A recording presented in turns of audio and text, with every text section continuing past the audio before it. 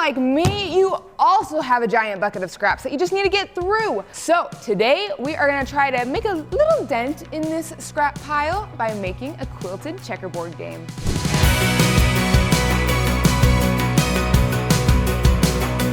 Hello, my name is Jenna, and this week on Thrifty Quilting, we are digging deep into my scrap bin over here and turning some of these scraps into a quilted checkerboard game that folds up oh so nicely so we can take it on the go, and it makes for great gifts.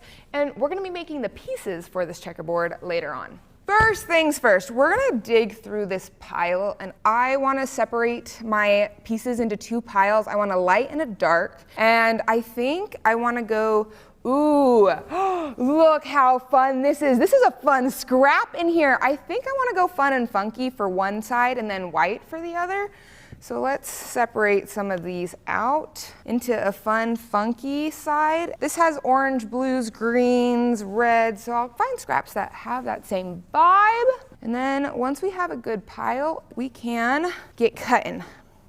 The first thing we have to do is cut down our scraps, and you could be better than me and you can iron your scraps beforehand, but I'm too lazy and I just want to cut them. And we're gonna need 32 of the white and 32 of the fun colored, and I'm using my 6.5-inch square true cut ruler and my comfort cutter, my 45mm comfort cutter. And we're just cutting a bunch of 2.5-inch squares, making this super easy. I love it when there's leftover 2.5-inch strips in my fabric stash. That way I only have to cut one way rather than both. And I want a variety of stuff, so I'm trying to not cut, like I could cut more of this, but I want a variety of colors because I want it to be fun and funky like me.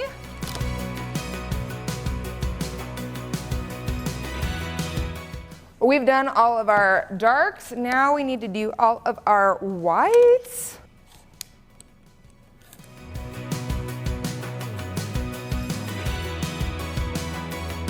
Now that everything is cut out, we need to create an 8x8 grid, and we could piece it together like normal with chain piecing, but I wanted to show you a cool trick that I like to use when I'm doing small piecing like this. Sometimes when I'm chain piecing a bunch of tiny pieces, especially if I have 64 total tiny squares to piece together, I like to use a lightweight fusible interfacing, and I'm not sure how much I need to cut out for right now. So I'm just gonna start laying these out and see what happens. Some people like to use a grid interfacing, but I just like to use whatever I have on hand, and I'll just leave like just a little smidgen of space between two of the squares, and that just makes things a little bit easier when it comes to what we're gonna do later with them. I have everything laid out the way I want it, and now I can move on to my next step. I cut off the interfacing at the edge, and now we're just gonna press all of these pieces onto our interfacing. So I'm gonna very carefully move all of this way. Now we're just ironing all of this to our interfacing, and no matter what brand of interfacing you use, you're going to want to use a decent amount of steam. So just keep pressing that steam button. Put your iron on top of it for a little bit, like 15 seconds. It will all adhere and do great.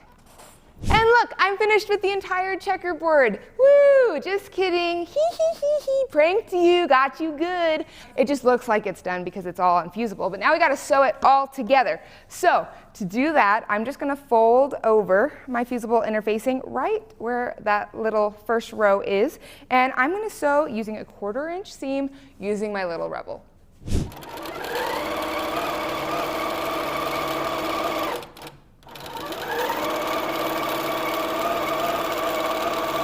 And now we're just gonna continue that through this whole thing. I'm just gonna fold the next row over and sew. Sometimes when using interfacing, because it is a little bit bulkier, I'll use a scant 1/4-inch seam, and then that way when I press it, the bulk where that seam isn't going to make my piece even smaller than it's supposed to be. Most quilters know that two of the hardest things in quilting, first is cutting accurately, and second is getting an accurate 1/4-inch seam. And even though I've been quilting forever, some days I'm really good at my 1/4-inch seam, and some days I'm really not, and I think that's okay.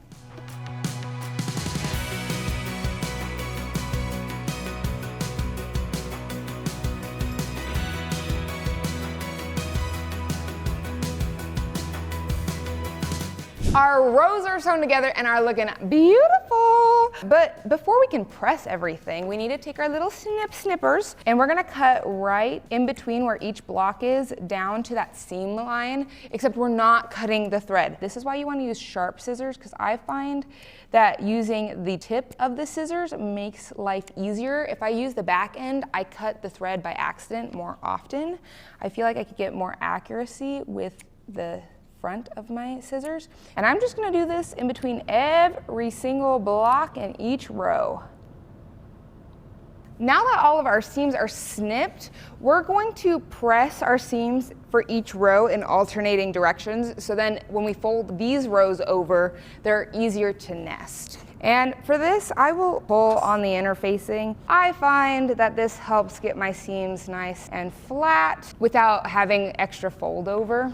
The next row, I'm gonna do in the alternate direction, the other direction, making sure to use lots of steam. And I'm just gonna repeat this until all of my seams are just nice and dandy and pressed down. Give a nice little press on top just to make sure everything's looking nice and good. And now we're ready to fold over these guys and sew them using our 1/4 inch seam allowance again. And because we pressed our seams in opposite directions, they're gonna nest oh so nicely.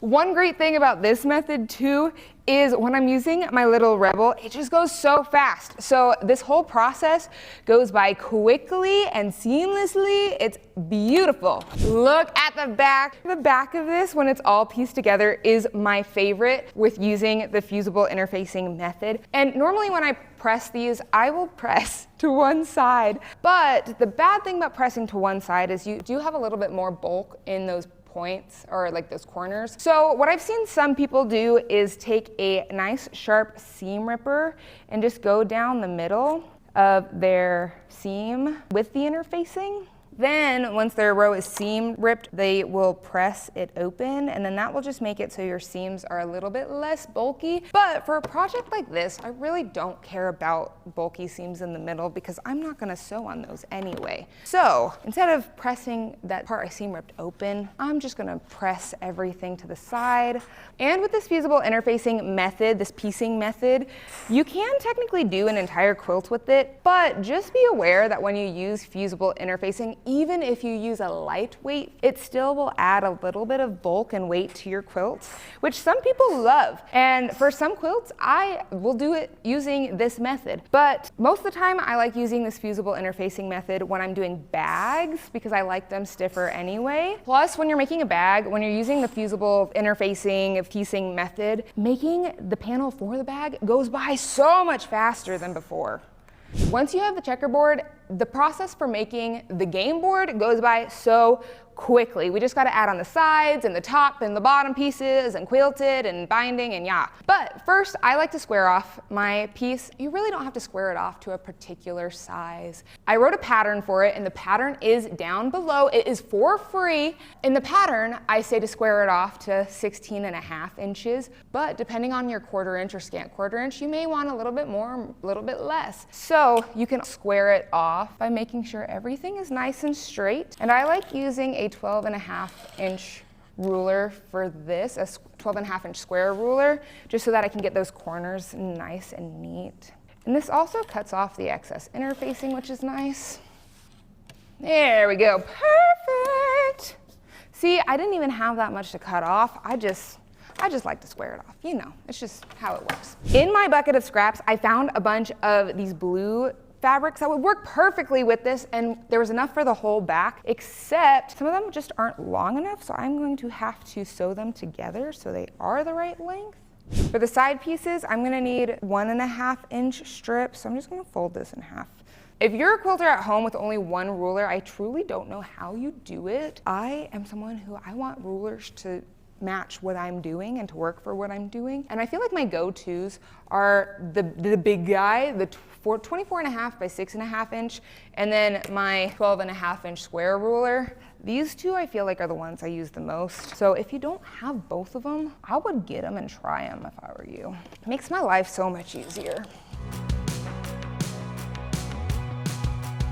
And then these ones were already cut to 2.5-inch strips that I needed. I'm just gonna use these because they're already 2.5-inch strips. Now I'm gonna sew my 1.5-inch strips on to either side of this guy, and then I'm just gonna trim them off after I press them. I'll go ahead and press everything out. I can trim off the excess, and then I'll sew the other pieces to it. And this is my favorite part. It's just sewing down the last 2 strips to the opposite sides of the checkerboard, and then we're gonna be done with the top and we can finish it up.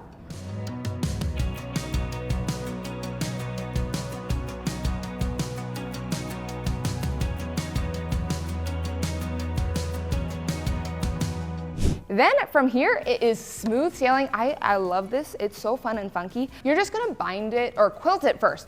Quilt it first and bind it normally like you would a quilt. And then we gotta make some pieces for it. There are several ways you can make the checkerboard pieces, and you're gonna want 12 per color. I like to do 15 per color just so that if pieces are lost, because pieces are always lost, we'll have more. But you can take some scraps of one color, put some batting in between it. You can trace a nice little circle on here, sew your circle, and then cut it out using pinking shears or scallop shears or whatever you have. But what I did to make this process go faster is I used Quilter's Creative Touch 6 Pro, and it's an automation system that hooks up onto your Qnique long arm. In the gold card, there is a feature where you can do multi-pattern placement, and so I just placed a bunch of 1.5-inch circles all across this random fabric that I found that was in my scrap bin, but it was a lot of fabric, so might as well just use it, right? And then it quilted out all of my circles for me. And then I can just come right here and I'll take my pinking shears and I can cut all the way around these circles, and then I have some pieces. We're gonna just be a little bit more efficient. We're gonna go like this. Whee! Whee! Efficient. Also, when making my little checkerboard game pieces, I would recommend doing one color on one side and another color on the other so that if any pieces are lost, then you don't have to make another one. You can just use one of the extras. In the pattern, which again is down below, I made sure to add instructions for adding a loop to your binding and then adding a button to the back. So then you can just fold it in half, fold it into thirds, and then store it away, oh, so nicely. Wouldn't this make a great gift? We have to play checkers if we're gonna make a checkerboard. Bryant, are you ready to play some checkers with me? He's so excited, you guys. We're gonna play. Blue or purple? Purple. Purple? Okay, here, take some pieces. I'll be blue. I'm gonna be honest, I have not played checkers in a hot minute. That's so rude. Gotcha back. Darn it. I need to practice, but that's okay. Thanks, Bryant. Thanks for hanging out with me and Bryant as we make a super cute quilted checkerboard. Make sure to like and subscribe and leave a comment if you want Bryant to be in another video, because I'm trying to convince him that he needs to come on camera with me just a little bit more.